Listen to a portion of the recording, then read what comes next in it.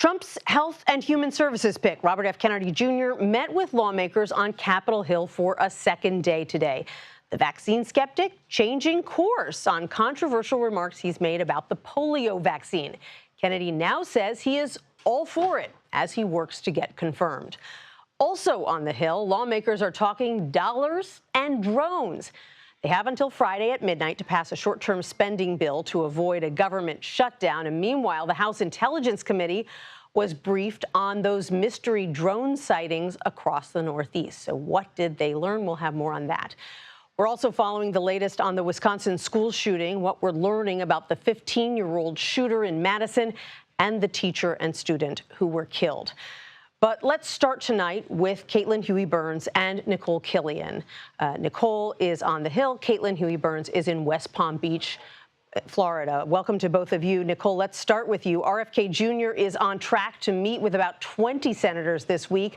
How are his vaccine views going over with the Republican senators who have been sitting down to meet with him?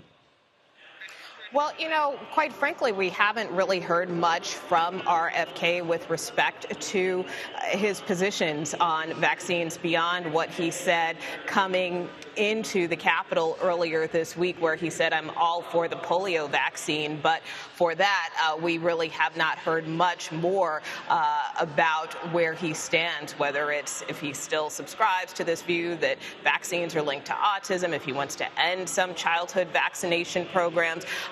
He hasn't really spoken to many of us reporters in the halls. But as far as the senators who are getting that kind of one-on-one time with him, for the most part, they seem pretty receptive to his comments, to his messaging thus far. They feel confident that he will be a solid pick. Of course, the president-elect has said that he doesn't expect RFK Jr. to be as radical as some may think. And so that is also kind of some of the language that we are hearing from some senators who met with him today, whether that is Senator Tommy Tuberville, Senator Marshall, who for the most part are singing his praises as of now. But of course, we know that RFK Jr. has more meetings ahead. He did tell us earlier today that he plans to meet with Democrats as well. So we'll be tracking those to see how those are received, because certainly some Democrats have indicated they could be open to his nomination. But again, it all remains to be seen. Interesting to see which Democrats he ends up sitting down with. Caitlin, you asked Trump yesterday about whether he wants vaccines to be revoked. Let's take a listen to what he said. On vaccines, do you want RFK Jr. to revoke any vaccines? No, I want him to come back with a report as to what he thinks. We're going to find out a lot. You're not going to lose the polio vaccine. That's not going to happen. I saw what happened with the polio. I have friends that were very much affected by that. I have friends from many years ago, and they have obviously, they're still in not such good shape because of it. And many people died.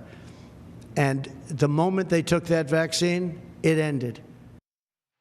So, Caitlin, that's interesting. He says he wants a report from RFK Jr. on vaccines, but RFK Jr. himself has suggested he'd like to go further than that, right?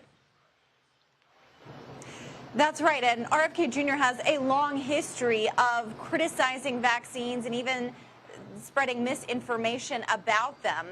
What was clear in that press conference, Nancy, was that Trump was coming to RFK Jr.'s defense as his pick for HHS, but he was also trying to kind of calm some anxieties that lawmakers on Capitol Hill might have ahead of the confirmation process.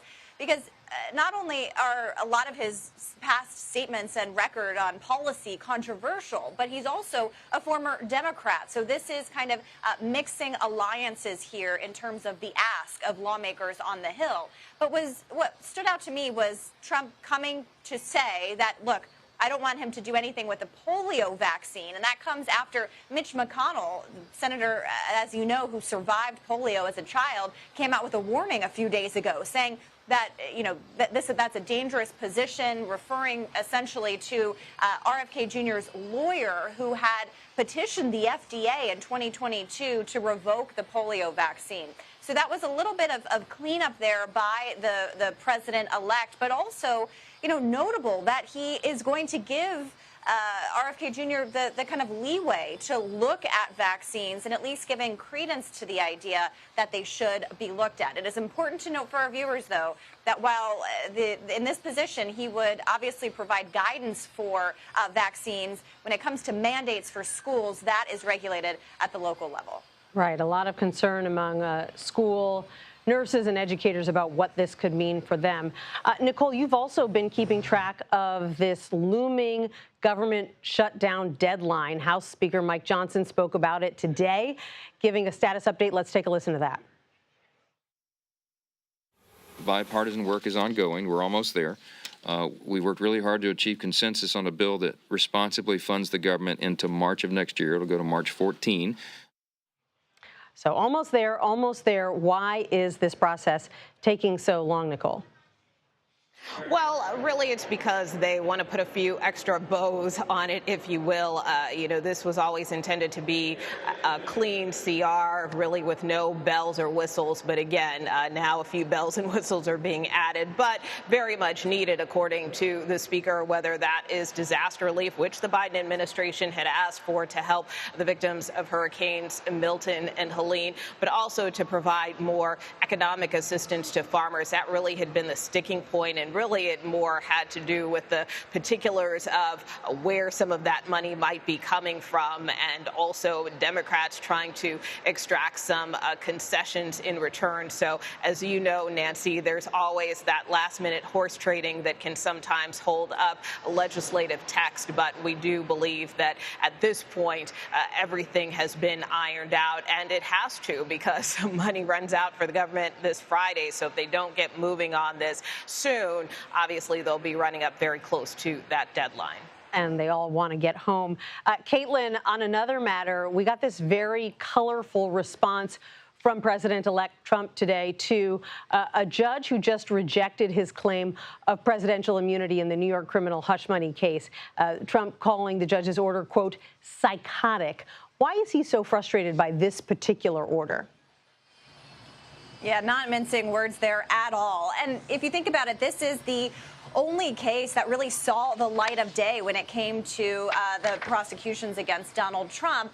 At the center of this case is the question of that Supreme Court ruling on presidential immunity. And the judge in this hush money case said that that does not apply because these are acts that were committed before Trump took office. So unofficial acts not covered, in his view, by that Supreme Court ruling.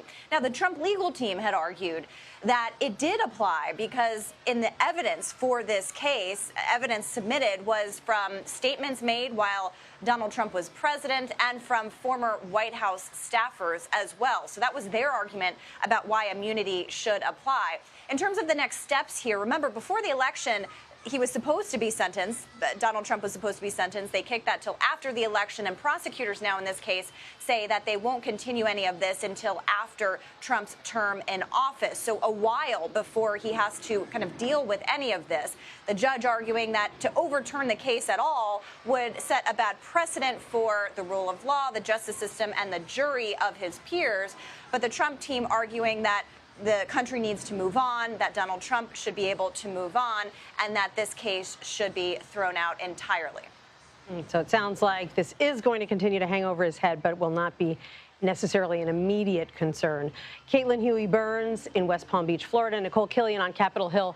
Thanks so much for updating us on our busy news day.